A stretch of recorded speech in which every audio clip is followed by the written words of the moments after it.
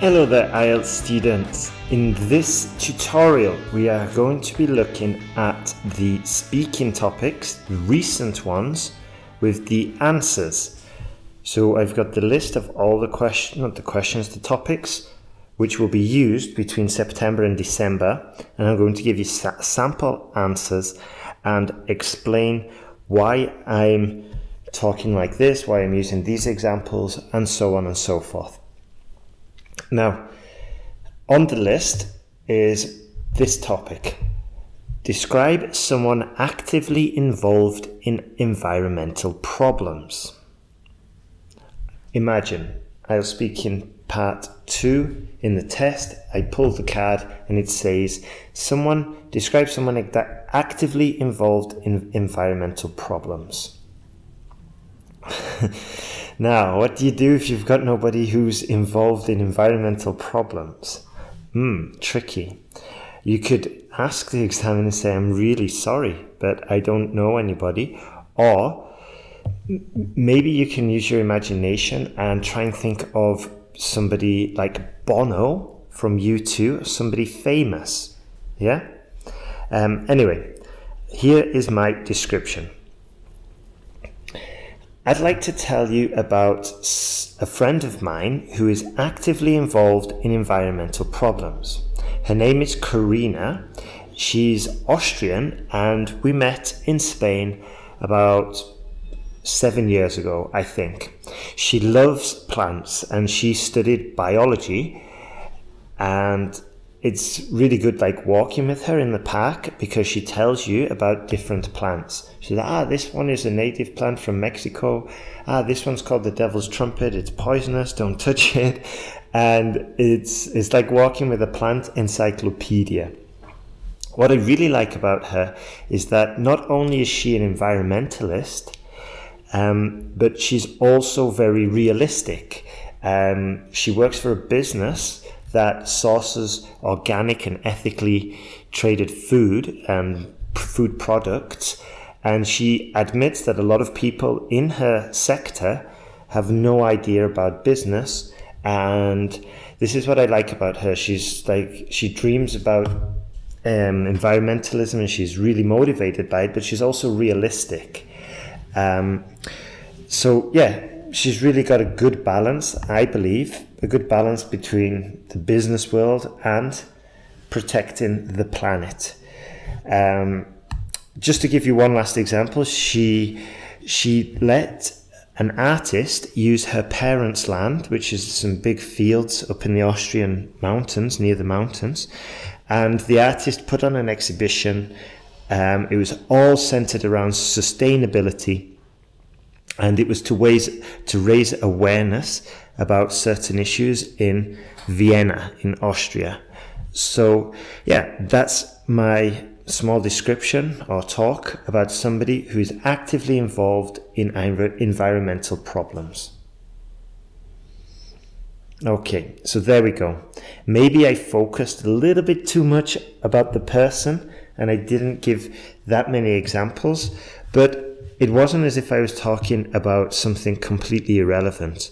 I was telling the examiner about Karina, and she is actively involved in environmental problems because she's working in the company 9 till 5. Perhaps if I was doing it again, I would be a little bit more explicit and say she's actively involved because she works in a company associated with this. But either way, I gave another reason afterwards, talking about the exhibition. So if you were listening carefully, you would have heard some expressions like, she's a walking plant encyclopedia, and other useful terminology like environmentalist, capitalist, bridging the business world with environmental concerns. Then the little anecdote or story about the artist and the fields of her parents and all this. So it was a very full description.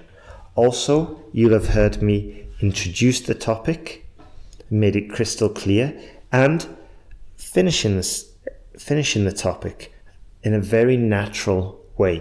I just didn't stop at the end of the sentence and then let a cold dark silence hang there while you both, the examiner and yourself, just move and look at each other and confused. No, I made it relaxing and I made it easy for the examiner and for myself, I said. And that's my small description, or that's my brief description about a friend who's actively involved in environmental problems.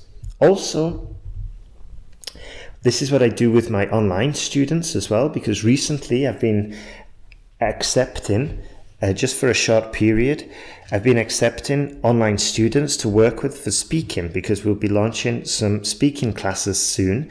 There's still some spaces left, but what I've been teaching one student is to introduce the topic, because she had a tendency to go off topic and just talk about random things that are vaguely related. And this is a disaster for task response, because we want to keep on topic and we want to keep focused. So this technique of using the question in your answer, so I would like to talk about someone actively involved in environmental problems. It's really helped my student stay on track, and I think it would help you too if you have this tendency. But even if you don't, still use this technique, because it'll help you keep focused, and it'll help you avoid going off topic. Also, you can adapt it like I did. I didn't say I'd like to talk about someone. I think I said I'd like to talk about a close friend who is actively involved in environmental problems. Yeah? Then I just give a few sentences about Karina. She's Austrian, she lives in Vienna, she works for a company. But I kept it on track most of the time. So, yeah, just useful things like that. Introducing, finishing, and it all helps it go much smoother. Let's move on to the next one. Describe a magazine you like to read. Right, I'm going to jump straight into this. I'd like to tell you about a magazine I like to read.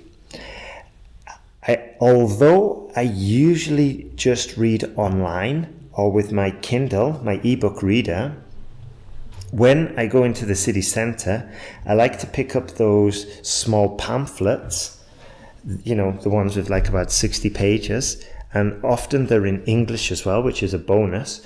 But these small pamphlets, they offer a guide to the city, like what's on. So they might say, this theatre is showing some films in English, or there's a food and wine exhibition down at the Palace. And these magazines, although I'm not reading them like a novel, it's probably better to say that I'm flicking through the pages, just looking for interesting stuff. Although I don't read them as a novel, I still find them incredibly interesting. Also, when I'm in a foreign country, I like to read the newspapers, and I don't understand a single word, I admit. However, I do like to look at the adverts and try and guess what's happening. And also it gives you a good insight into the country when you see the adverts. Anyway, that was my small description about a magazine I like to read. Thank you. There we go. So I could feel myself going off topic there, talking about the adverts and the newspapers. So I was looking at the clock and I'd pretty much reached the 2-minute mark. So I was like, okay, I can just cut it short there before I go into La La Land. This is what I say with my students. I'm like, yeah, Maria, you're going into La La Land, because we get into autopilot, and some students like taka taka taka taka taka taka taka and just keep going. And I could hear myself going into La La Land. So, some useful phrases from there. I thought it was interesting, but it's a good technique to do is you can start with, although I do most of my reading with my computer or my ebook reading, I do like to pick up a physical magazine every now and again. Yeah? So I'm starting with a conjunction there. It's a good structure and it's advanced, and we've got to show a range of structures. Also, I was using phrases like, it's a break from screen time. yeah? Or I can hold it in my hand and I like to flick through the pages, yeah? I think I said it's like a novelty because usually I'm with the phone or the ebook reader and you can't get that experience of physically touching and moving the pages. And then I gave a reason why I expanded my answer. I said it's useful because, and you'll hear me talk about more about this, but expanding your answer is a useful technique to get into. Especially, this is why it's especially important to start off with the right topic, because then you expand on that topic by using because, and then you're going to give an example. I gave 2 examples there. And both of them were valid, both of them were relevant, and also both of them forced me to use some new vocabulary, newspapers, adverts, getting insight into the country, and all of this. So, hopefully you are writing down some of these phrases that you hear. Steal them from me, please. Steal them from me and use them in your own talks, because as you know, I'm a native English speaker, and these phrases, steal them, use them in your own vocabulary, get used to them, maybe transform them into the third person, like James loves to pick up the small magazines you find in the city centre because he can flick through the pages, or he likes to flick through the pages, whatever. But steal the phrases from me, write them down, use them in your own vocabulary, try and get some feedback, perfect them, and then you're away. Okay, let's move on to the next one. Describe a book you recently read. Let's see. Now, here's my description. I'd like to talk about a book I recently read. Well, actually, I didn't read it recently. It was a few years ago, but the book was so good and the text was so vivid and accurate and descriptive that in my memories it feels as though it were a recent book that I read. It's called Catch-22. It's by the author Joseph Heller, and it talks about the idiocy of war, and it's based in Italy on a US military camp, which is in Italy, and it's around World War II. And it just talks about these soldiers and the situation they're in.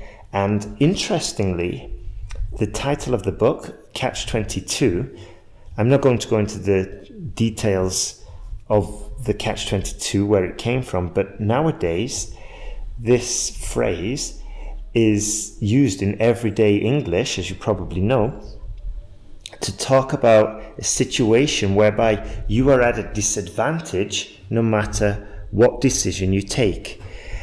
So I'm not going to go into that in more detail because it's quite complicated. However, just going back to the book, the characters were amazingly vivid. I can still picture them in my mind. The situations they get into are just hilarious. And yeah, I think it even got adapted into a film, but it was terrible.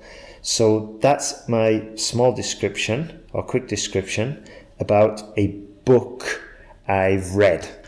Thank you. There we go. So that was like honest, I could go into a book that I recently read, but they were all business books.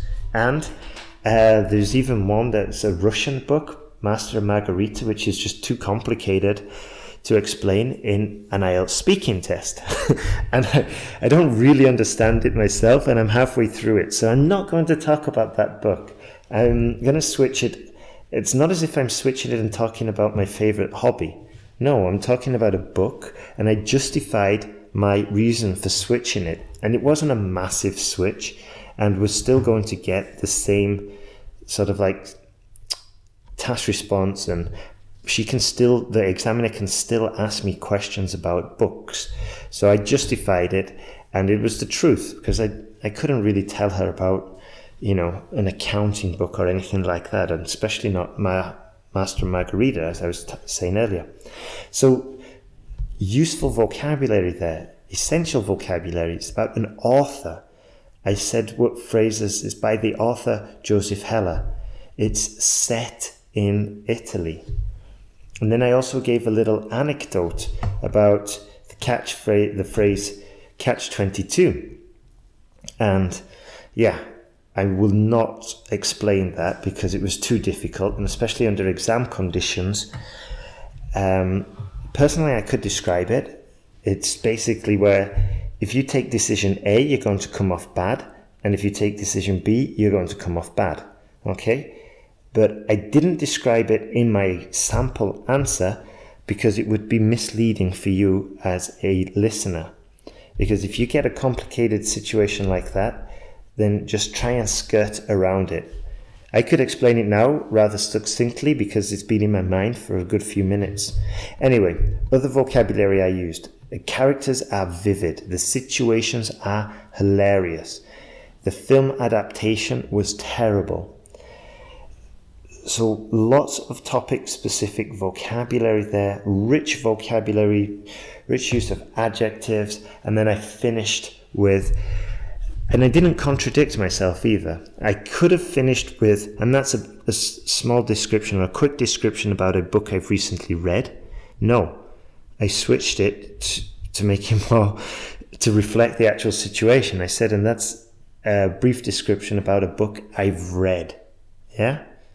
Because it's not true if I say recently read. So this is an important point. We've got to use our own minds. We've got to use our own heads when we're doing these descriptions. Now, last one that we're going to do today. Thank you for listening for so much time. If you're finding this useful, please come and visit us, and you can download some free IELTS materials. You can even book some one-on-one Skype lessons, or we can do it with Skype, WhatsApp, whatever. And those are going fantastic at the moment. I usually don't do these classes, but as I said before, I'm opening it up for a short period of time because I want to test some new material. This is good material, and I'm adapting it for IELTS, and then I will train a teacher, and the teacher will take over. So for the time being, it's me doing the classes. And if we do it, it'll be me and you. We'll meet on Skype at an organized time. And this is the Speaking Fluency Intensive course where we aim for quick, automatic answers. And we look at both issues. We look at techniques for part 2. Just as we were saying before, we're doing the introduction. You can structure it. You can organize your answer.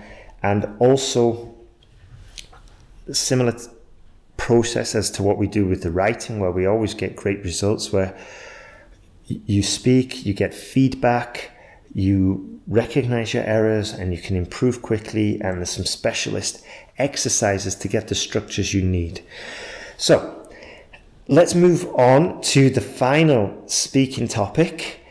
I'm going to I've got the card. It says describe a useful website.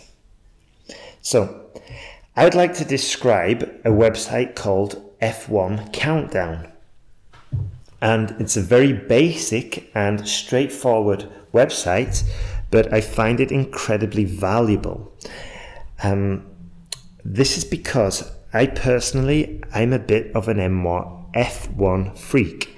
I love watching I love watching Formula One, and the races. I'll get up at 2:00 in the morning if it's in Asia.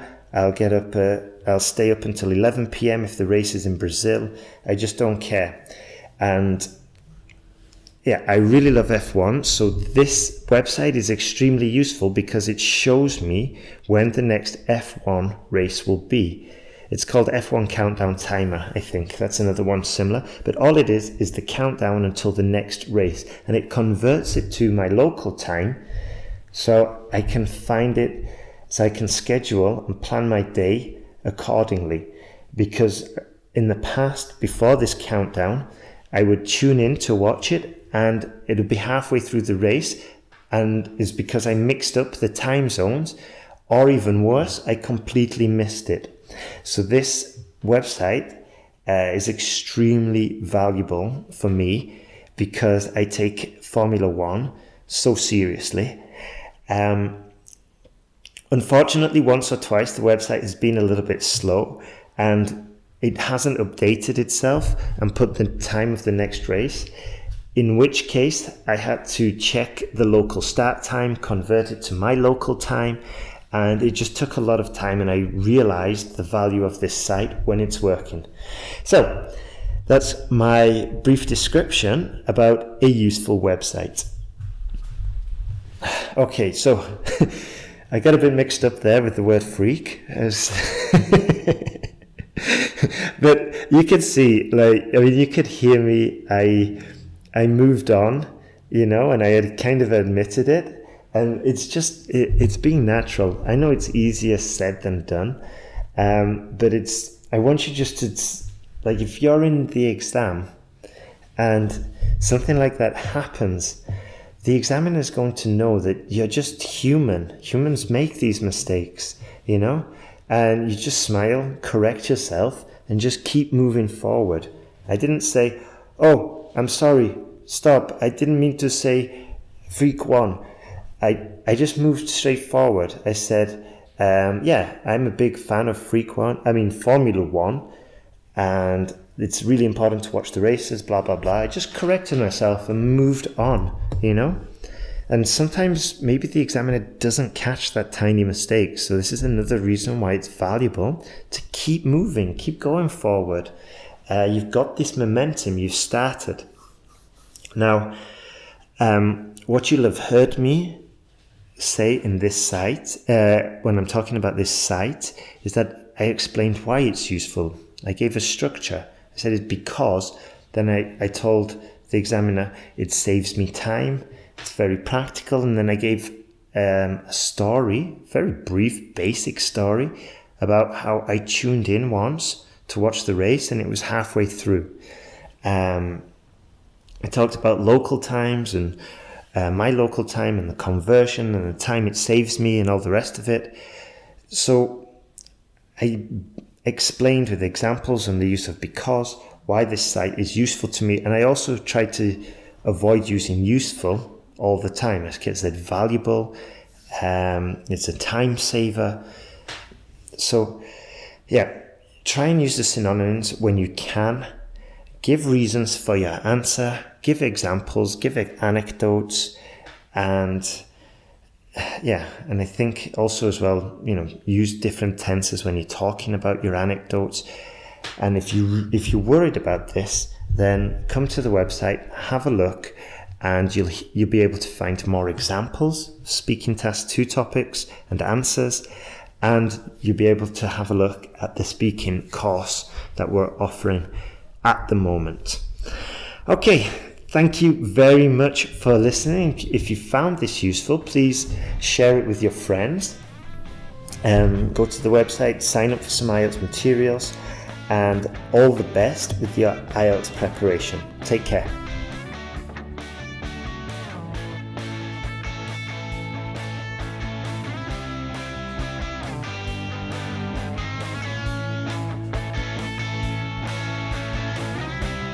Thanks for listening to IELTSPodcast.com.